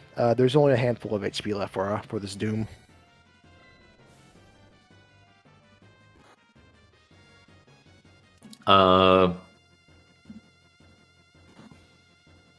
So, sorry. Dwaya's party coming unfrozen there. Unfortunately, Gogo decided to have a little nap. And Sigil looks like he bought some pearl rods and decided to pop them on Chad. And yeah, down he goes. Easy money. Very nice, very nice. They are both moving on. Sigil's frame, I believe, has froze. We'll get it back in just a moment. There we go. There we go. All right, so we are neck and neck despite completing different fights. We both have 3 more statue fights to go. We've also both, by happenstance, have completed the fight with Umaro in them. So now we have 3 more non-Umaro fights in our future. Yeah. You got to run the commercials before you get back to your regularly scheduled programming. So Dwaya is up a Doom. Sigil is up a Chatternook. Yeah, this is Dwaya's Ultima Celeste, so no problem with this Chatternook by virtue of the levels this Celeste will have in front of him. So pretty easy fight. And then on Sigil's side, we got Dataluma, which is pretty much always an easy fight. Oh, does she have Ultima? Or is it just Shock? Looks like it's just Shock. She did learn Merton. I thought this one had, maybe it was Sigil Celeste that had I think it's Sigil Celeste that has the Ultima. Yeah. All right, well, I take it all back. Now we can Merton, even if we only have 1 piece of Merton protection. Celeste is the only character that matters, so we're free to Merton if we can nullify a fire or wind damage with that Celeste, but I don't think we can. Yeah, it looks like that Celeste had no armor on, so Dwaya giving her Diamond Shield and some weapon. So Diamond Shield is going to help a little bit versus that Bolt 3, but it looks like she put an Excalibur. If she chooses to swing that Excalibur, Chatternook in this form is weak to Pearl and Fire. Yeah, this is one of the few times where like just swinging an Excalibur is not a bad play. We a huge 4,000 damage Ultima coming out of that Cyan there, so he's very useful. He's doing a good job. And this is another one of those scenarios where Sigil was just fortunate by the decisions he made, not through any type of input, but just by pure RNG by nature of the randomizer. If this was Umaro at this fight, he'd be another situation with his Chatternook where he just, is kind of, at the mercy of what Umaro does and doesn't attack. But because he had this Celeste here and this Edgar, which can throw stuff at the correct target, he's pretty fortunate. Yeah. Dwaya's Strago did not get to level 44, so does not have that Sword Tech 7. Has to rely on Sword Tech 6, which looked like about 3,500 or 3,500 damage. That's a People don't say that, right? 3,500. You said it the correct way. Stunner Sword Tech 6 actually has about as much battle power as the halfway point between Fire 3 and Fire 2. So Yeah. it's a nice little pick-me-up. It's not S tier, but it's probably not A tier. It's somewhere between A and B tier, I would say. But it does inflict stop. Super handy for some of the few bosses, such as Poltergeist, that is weak to stop or vulnerable to stop. Unfortunately, Chatternook is not one of them. Yeah, so Dwaya, just like Sigil earlier, having a little bit of trouble with this Chatternook. Does not have the Pearl Rods that Sigil had, but does get the miss on the Charm, which is pretty handy. And this Cure 3 should go off before Chatternook takes his turn, so it should be pretty safe here. And Strago, I think, has a Sword Tech 6 queued up. All right. Here is Sigil's Doom fight. Dwaya has been stuck in this Chatternook fight for a little bit of time. This is where Sigil can really widen the gap between him and Dwaya, but oh no, that gap won't widen if we got a frozen Strago. Does have Fire 2 to thaw him out. So yeah, the big advantage here to Sigil, who is gonna have an easier time, I think, with this Doom and is up an entire middle path. But Dwaya getting down that Chatternook, so just has a middle path to go, and the bosses there are all pretty simple. So yeah, we'll see. This is close. Yeah, just a Welk and a Dataluma in front of Dwaya and a Doom in front of Sigil. This should push Doom into the second half of his fight here. Yep, and Sigil's not totally out of it. Sword Tech 7 does take a long time to charge, especially with a character with poor speed like Strago. So there is a chance a demon hit, or a demon rage, excuse me, comes out and we see how Strago fares against it. Yeah, Sigil basically at the mercy of not getting demon rage for Strago's entire health bar. Strago, it looks like, is in the front. No, he's in the back. He's in the back row. He didn't do a reverse polarity. But no, we're gonna. I like this. Popping Pearl Rods, love it. Yep, that bar takes a while, and that's the drawback. That's the true drawback of Sword Tech 7 is that it takes a long time to get to, and it's kind of like an awkward spot on fights like Doom or Tier 4 Final Kefka. Can you get the bar in time, charge in time, or something like Fallen 1 comes out, plus let all your other characters attack. But in this case, I think that's definitely the correct move. Just don't wait on it, don't risk it, Pearl Rod, and move on. Yep. So Dwaya has the Shadow with the VK there, so gonna be able to clear basically everything here, no problems. It might have a little bit of trouble with the Welk, but that might also be to her advantage since Bolt 3 will lower Shadow's health, which makes him do more damage with that VK. So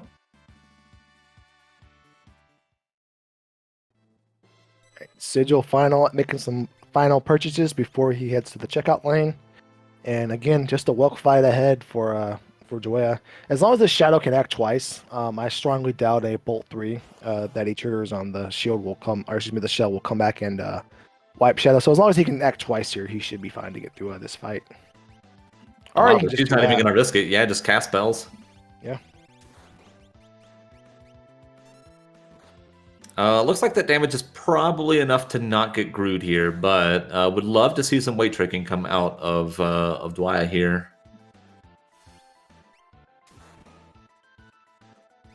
Oh, yeah, I don't know. Okay. So yeah, it is going to get a Gru, looks like, after the slime.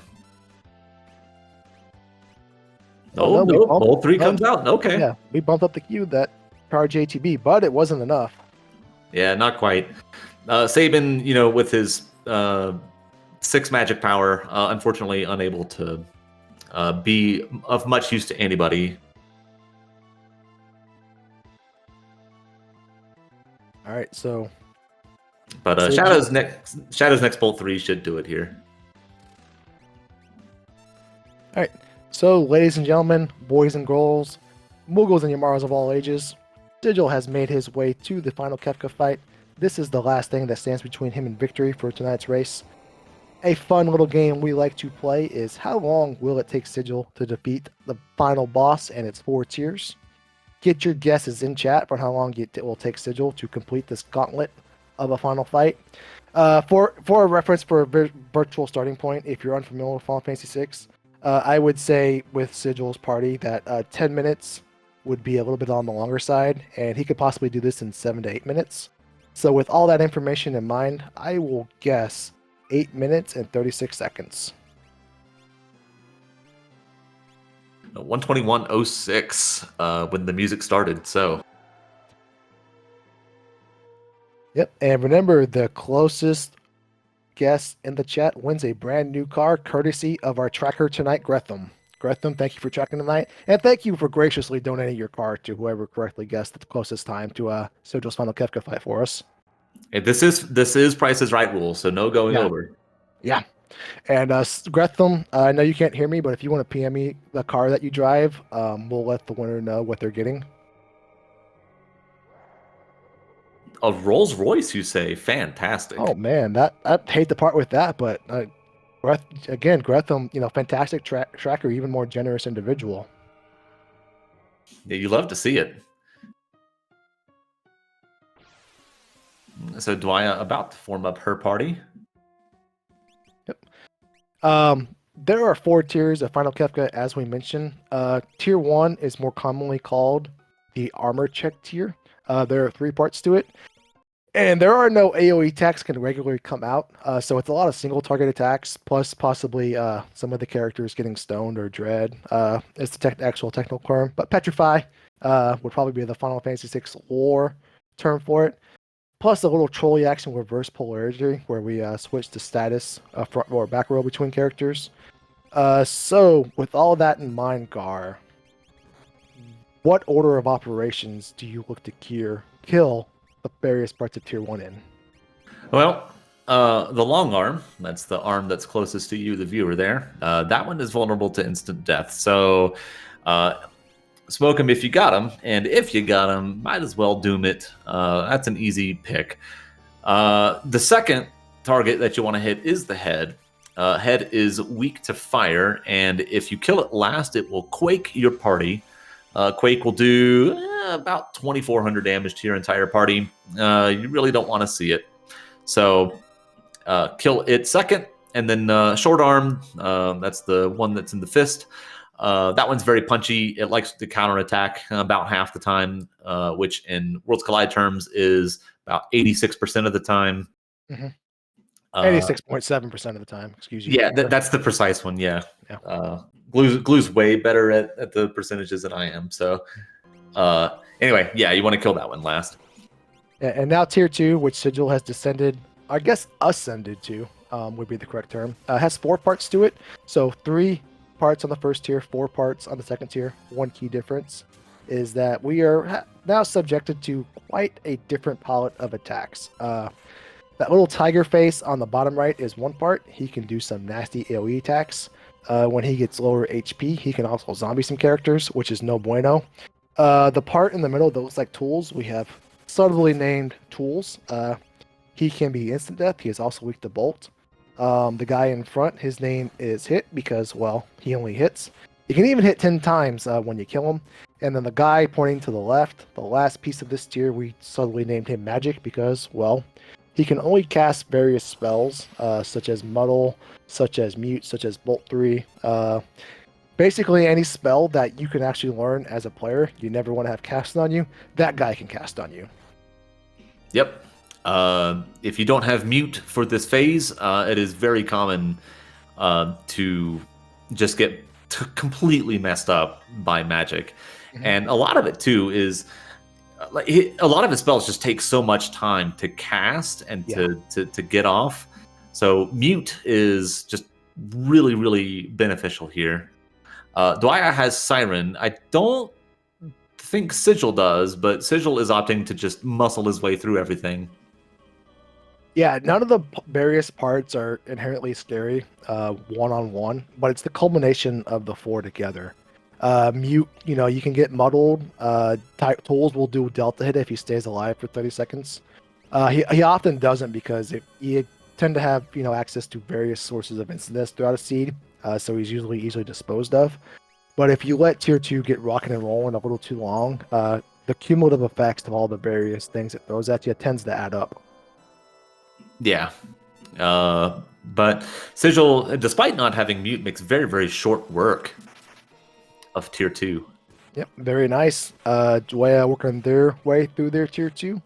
And we are ascending up to tier 3. And tier 3 has 2 parts. Tell us about those 2 parts. You got it.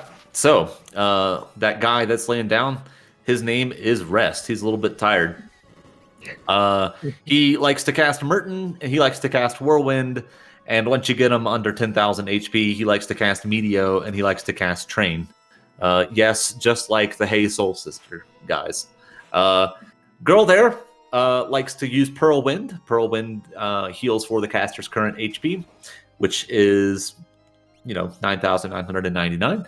She also absorbs every single element, so some parties can have a little bit of trouble dealing with her. I don't think Sigil's going to have that issue here. This Ultima combined with the 2 hits that were on her earlier, that'll be enough to knock her out. Like I said earlier, the reason why Golem was so good is to avoid Rest's final attack, which is Calmness. He can do either 1 or 2. They target random party members that checks against your physical evade, and if you have like the image status or the vanish status up, you'll dodge it. If you have Golem up, you'll dodge it. Otherwise, you are relying on RNG and hope that you just block it. Yep. But we have access to Fenrir, which is going to grant us the image status. You can actually lose a character. I think I did the odds one time. It's like 1 in 64. But it is technically possible to lose a character to calmness, even with the image status. Because you have a 1 in 4 chance of having your image be pierced every time you're attacked. And then there's a 1 in 3 chance of calmness coming out twice by this guy when you finish him off. And then a 1 in 4 chance it goes back to the same person that it had already pierced the image. And you add it all up. And don't double check on me on this, but I think it adds up to 1 in 64. 16 times 3? Yeah, sure. Just So 48, so 1 in 48, and then plus your magic evade. You're probably not far off. Or your physical evade, excuse me. So this is where Yamaro Truther, me leading the Yamaro Truth campaign aside, is where Yamaro having Yamaro in your party gets a little bit tricky. We're now in a dangerous phase where every time we damage this guy, we are susceptible to Meteo coming out, and Meteo hurts, right? It can miss quite a bit, but if you just kill him, you don't have to worry about any of that. But we'll also see that scenario where Yamaro can bite you a little bit on tier 4 as well, because we'll enter a similar phase once we're halfway through the fight.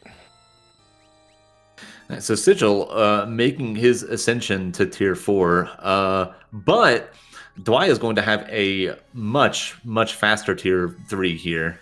Mm-hmm. Yeah, this should just be a 2 to 3 cycle for Dwaya, whereas Sigil had to do a little bit more cautious with his party setup. But doesn't matter. Sigil is on tier 4. Kefka is coming down from the skies. He's laughing for some reason. Maybe he was reading the comics in the funny section. But nevertheless, tier 4 has begun for Sigil. Is Kefka the Joker in disguise? It looks like he's kind of got like the, still a little bit of the clown makeup there. Mm-hmm. Would you say he's more of a Heath Ledger Joker or a Joaquin Phoenix? Oh, he would definitely be asking, you want to know how I got these scars? So, yeah, definitely a Heath Ledger Joker. Rest in peace. Warlock coming out there did not hit Shadow. A little unfortunate. You want it to hit Shadow. Look at that The Yamaro body slam. go. Let's go. And Dwaya is coming on up to tier 4. Yep, and Sigil did not do the requisite damage. He is eating a fallen 1. If he can do about 30 damage, he will bypass that fallen 1 coming out, but Sigil not able to get there. Sigil needs to close the door, because if it's a little cracked open, and Dwaya is about to storm through it if it's still open here in a moment. That Shadow is looking a little low on the current HP there. So, I think those Valiant Knives are doing about 6k a swing. That's a lot of damage, but Sigil has had the time advantage here, has had more time to get damage onto Final Kefka. Here comes Goner. Can attack freely here, no risk of a counterattack. Yep. So can we get it down? Yeah, hopefully for his sake, he's able to get through because Goddard takes a little bit to go off, and that shadow is just bypassed the fallen one for Dwaya. Out comes Ultima. These are going to take a little bit of time. Yep, this is it. Now, Dwaya has to be really careful here. Yeah. If Ultima comes out. I think this is going to do it for Dwaya. That's a lot of damage by that shadow. Is that going to do it? Oh, no. We need one more turn. Out comes Goner for Sigil. So a lot of time wasted. Can Dwaya get in the door first? She's going to take a moment to heal. That's okay. Nothing would be a little bit hasty there. If he just attacks, this is going to be it. This is going to be really close. Yeah. Sigil restoring a little HP. Does that Yumaro swing do it? That Yumaro swing does it. GG's to Dwaya, and more importantly, GG's to Yumaro. Yumaro sensed the imminent threat from Sigil, and he slammed the door shut on Sigil. GG's to Dwaya. From behind victory. Yes. Wow, very close there. Dwaya finishing with a 131.46 and Sigil with a 131.53, just 7 seconds. Wow. What an amazing race. Yep. So, my goodness, we are going to get Dwaya and Sigil in here to ask the important questions about this race in just a moment.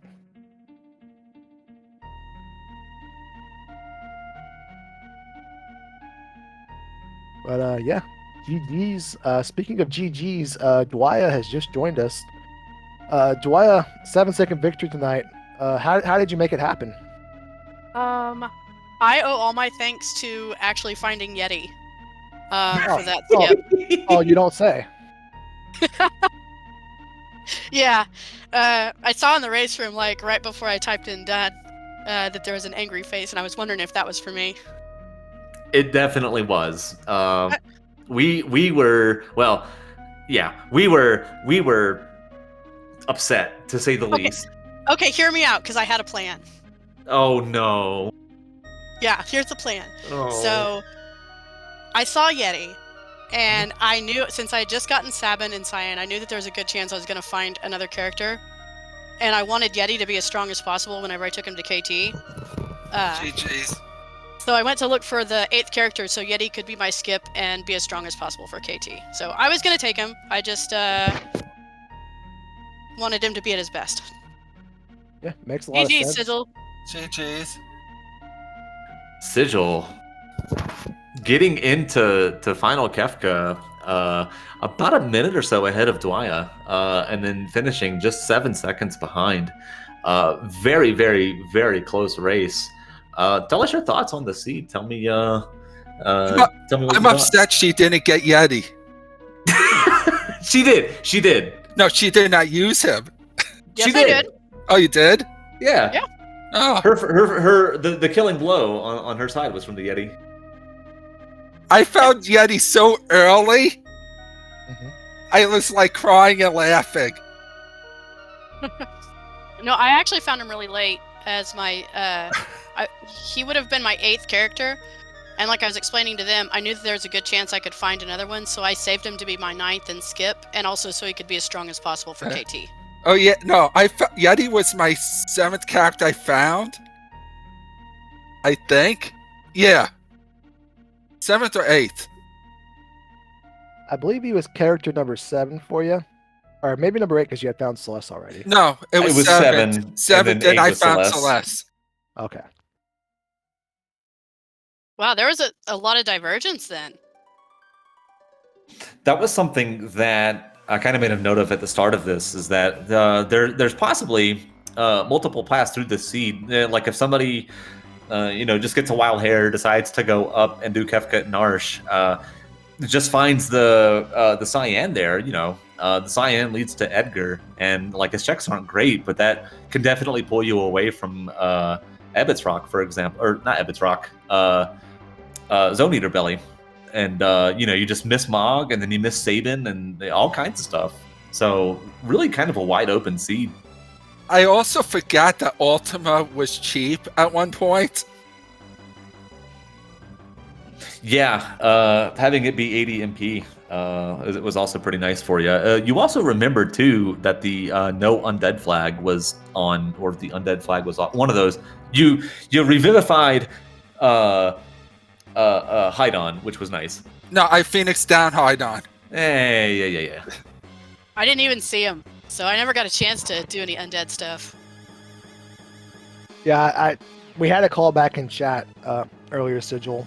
You had queued up the Phoenix down for the second half of Senior Behemoth fight before he had appeared. So you had some animation time wasted trying to Phoenix down a sprite that wasn't there. No, that's a handful of yeah. seconds. And one of the runners, or excuse me, one of the watchers, viewers in chat just gave a call back to it that, what was that moment where he had unfortunately queued up a few seconds that he had missed? Wonder if that would come back to bite you. And yeah, unfortunately, it did a little bit. More of me seeing if Yeti could finish off Chad. Bit me more. Yeah, that was a little bit rough. But then you wound up going to Albrook and finding the Pearl Rods there. That was pretty beneficial for you. You got through that fight a lot quicker the second time, and then Twaya also got stuck a little bit there. Yeah, I with only ice spells mainly, and I had used my Pearl Rod really, really early. I just had to kind of barrel through it. So you can use ice against Chatternook. I thought Strago would do more damage. Oh yeah, with the Sword Tech 7. Yeah.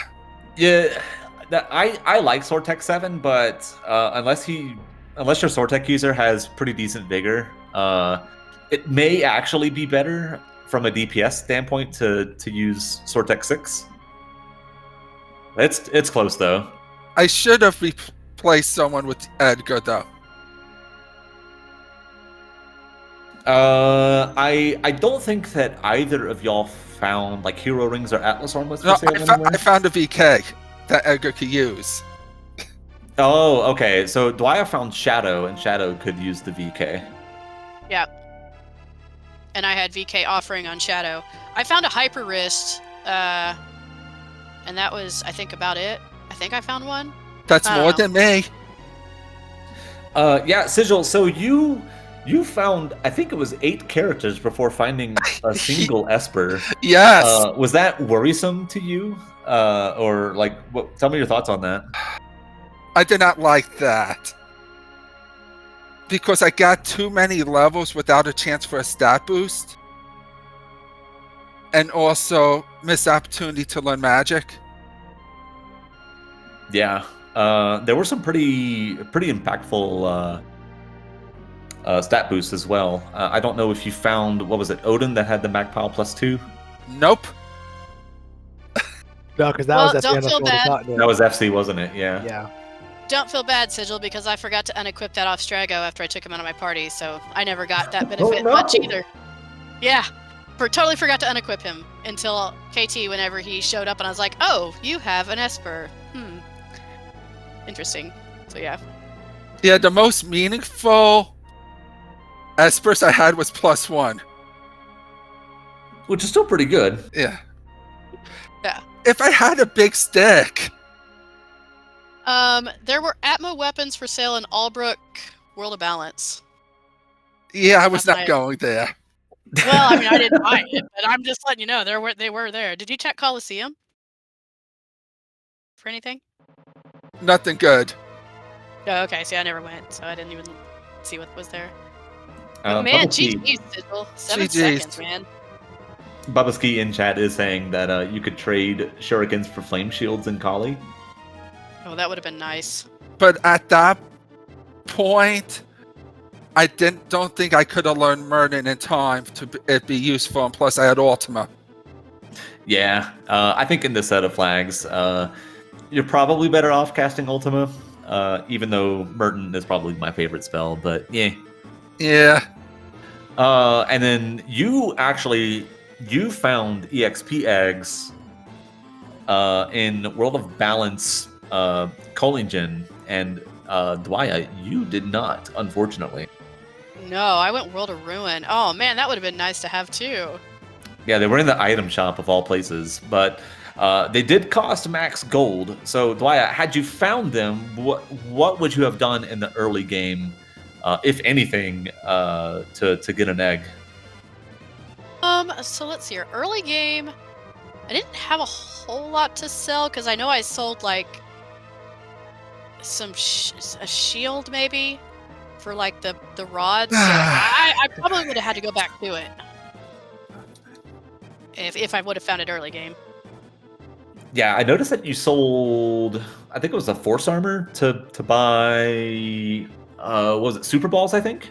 Yeah, I bought 4 of them and they carried me through pretty much the whole first 30 minutes of the game. It was great. Oh yeah. Yeah, you got a lot of mileage out of that, being able to mimic them with the go-go. Yeah. It got me through like some hairy fights like Goddess. There was another one in there that I think it got me through. So yeah, I was pretty happy with that. Where was Goddess? Floating Continent. Where was Shadow? Boom. Daryl's Tomb Like- was what that was. Yeah. Like So if you probably the wanna one place check- that didn't go. Oh, I didn't do Stragos checks on the tomb. Yeah, can't blame you for not doing Strago checks, because, well, Strago sucks, and his checks suck. And that I had 8 characters out full of other checks. But that is all of the questions that I had. Glue, do you have anything for our runners? Well, I have multiple things, but first I want to give you all both a special thank you for putting your Week 1 flashback Battle Royale Week 1 race on Restream for our delight, and what a delight it was. So thank you, Sigil. Thank you, Dwaya, for doing so. 7 seconds, my goodness. My second thing is that y'all are both pledged tonight to join the Save the Yumaro Foundation. If y'all are not aware, the Save the Yumaro Foundation aims to put Yumaros back in their natural habitat, the active party. So will you pledge going forward to continue your membership to the Save the Yumaro Foundation? Yes, as you saw tonight, he was in my party the whole seed. Very nice, very nice. And Dwaya, Absolutely. will you do your part to save the Yumaros? Absolutely. I want my Yumaro to be as strong as possible. Thank you. And Glue, for you, I made sure Umara got revenge on Chad. Nice, I appreciate it very much. I will say that, Sigil, you didn't put your experience egg on Yumaro. Yumaro works best when he is higher levels, but you know that's okay. You know, the Save the Yumaro Foundation is also an information campaign, and we'll get you up and running on the correct ways to Yes. utilize your Yumaro. I appreciate it. You bet. All right, so Dwaya, any final memes before we let you go? Oh. No. It was a good race. It was a good seed. I felt really fast at first, so that was nice. And just appreciate you guys putting this on and letting us race and have fun. Of course. You can't have the races without the runners, and you two put on a fantastic show tonight, so really, thank you. All right, Sigil, how about you? Any final memes for us? GG's again, and thank you for the track and the restream and the comps. Yeah, speaking of, thanks to my co-commentator, Drinks Glue. It is always a pleasure, my friend. Thanks to Gretham pushing the buttons in the background, making sure that we, all at home, kept up to date. Did a fantastic job. Thank you so much. Really appreciate it.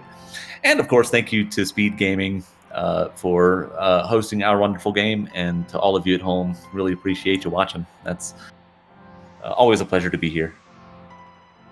Yeah, very well said. Yeah, thank you everybody who tuned in. Thank you Trenton earlier for helping us out when the stream wouldn't go live. And then with that, I would also like to bid everyone else a good night. Good night. Good night.